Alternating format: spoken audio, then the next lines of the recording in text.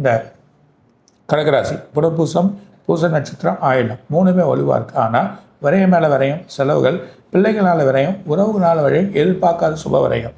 சில நிகழ்ச்சிகள் நடக்குது, வீட்டில் சுபகாரியங்கள் நடக்கிறது, அதுக்கான செலவுகள் அதிகமாகி அந்த செலவுனால சில கடன்கள் வாங்கக்கூடிய நிலைமையெல்லாம் அடுத்த மாதம் தீரும். எதிர்பார்க்காத பணங்கள் வரும், எங்கோ விற்க வேண்டிய லேண்ட் அதுக்கான வழி வரும். ஆடிட்டிங் பண்ணுறதுல சில குழப்பங்கள் ஏற்படலாம், சில சந்தர்வுகள் ஏற்படலாம். ஆடிட்டராக இருந்தால் அதுக்கு பிரச்சனைகள் ஏற்படலாம். லிகிதன் பேப்பர் சம்மந்தப்பட்ட பிரச்சனைகள் அவங்களோட வழிகள் ஏற்படும்.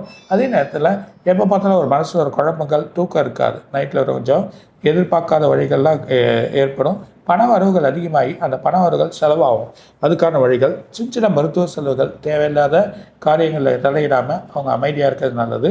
உறவு வழியான குழப்பங்கள் ஏற்படும், அதனால் பொறுமையாக போகுது. அதுலேயும் பர்டிகுலராக இந்த 2 மாதம் சில புது வழி, அதாவது எப்பயோ நினச்சது வீடு வாங்க வேண்டியது அது ஒரு முடிவுக்கு வந்துடும். அந்த முடிவு இடம் வாங்கக்கூடிய நிலைமை வந்துடும். திருமணத்துக்கு தேவையான வழிகள் வரும். கல்வித்துறையில் மேம்படுவாங்க.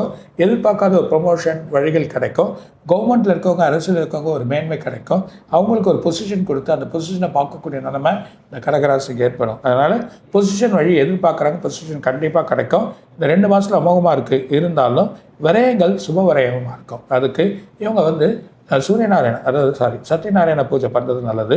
ஒவ்வொரு பௌர்ணமிக்கும் பூஜையை விடாமல் கண்டினியூ பண்ணாங்கன்னா அவங்க வலுவாக, பௌர்ணமியை விடக்கூடாது, அவங்க நல்ல பலம் காத்திருக்கு.